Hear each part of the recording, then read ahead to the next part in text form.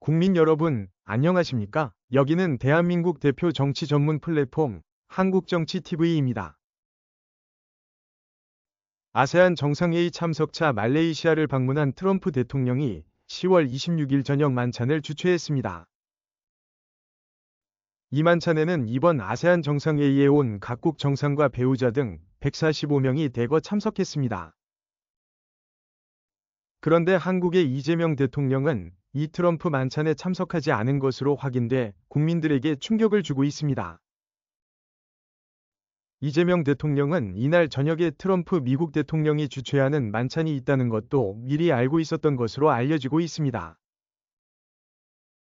그럼에도 불구하고 이재명 대통령은 이 트럼프 대통령 주최 저녁 만찬에도 참석하지 않은 것으로 알려졌습니다.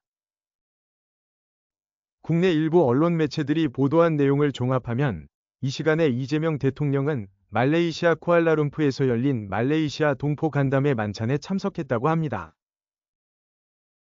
이재명 대통령이 트럼프 대통령이 각국 정상들을 위해 주최하는 만찬에 가지 않고 말레이시아 동포 간담회 만찬에 참석한 것에 대해 의문이 제기됐습니다.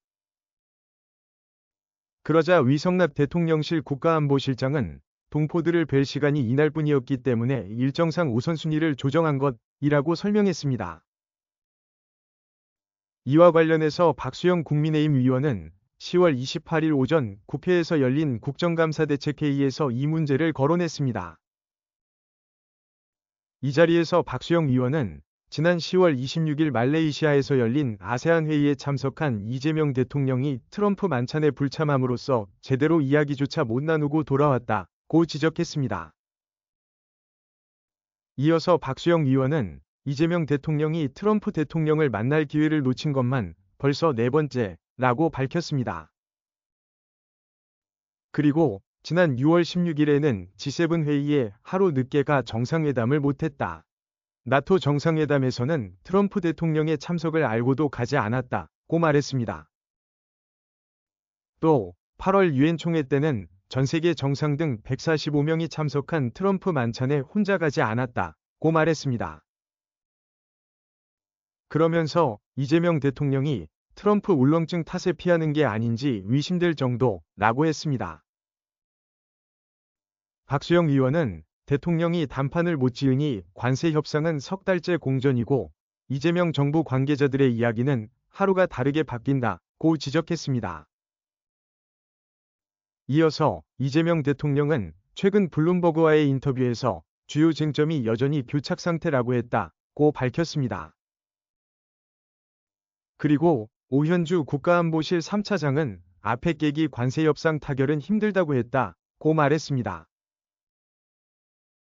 박수영 의원은 불과 일주일 전에 김용범 정책실장, 구윤철 경제부총리, 김정관 산업부 장관은 모두 간극이 좁아졌다면서 아펙에서 타결될 것이라고 분위기를 띄웠다고 설명했습니다. 그러면서 무엇이 참이고 거짓인지 기업들만 눈물 난다고 했습니다. 또 박수영 의원은 내일 한미정상회담이 열린다고 하는데 이재명 대통령은 미국 탓만 하지 말고 이제라도 빨리 단판을 지어야 한다고 강조했습니다. 그리고 대통령이 외포자로 구경만 하는 탓에 대한민국 경제는 수렁에 빠진다고 주장했습니다. 김건 국민의힘 의원도 이재명 정부의 관세 협상 지연으로 국민과 기업들이 많은 피해를 입고 있다고 지적했습니다.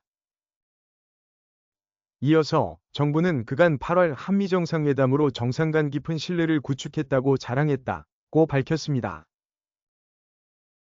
김건 의원은 그런데 협상은 장관급에서만 진행되고 이 대통령은 졸라댄다고 될 일이 아니라는 듯 일정한 거리를 뒀다고 지적했습니다. 이어서 이제라도 좋으니 국민들은 하루빨리 협상이 타결돼 더 이상 피해가 없었으면 하고 바란다고 했습니다. 송원석 국민의힘 원내대표는 아세안 회의에 대통령이 국민 열세로 출장을 갔는데 정상들이 모이는 사진을 보니 이재명 대통령은 빠진 것 같다고 말했습니다. 그리고 이재명 대통령은 그 시간에 어디에서 무엇을 한 것으로 알려졌느냐고 물었습니다. 송원석 원내대표는 교민간담회에 참석했다라는 대답을 듣고 교민 간담회가 트럼프 대통령 만나 한미 관세 협상 해결보다 훨씬 중요하다는 이야기냐 고 비판했습니다. 시청해주셔서 감사합니다. 한국정치TV는 국내 최초로 탄생한 중립적, 객관적, 과학적, 불편부당한 독립정치 미디어입니다. 여러분의 구독과 알림, 자발적인 후원은 채널의 제작과 운영에 큰 힘이 됩니다.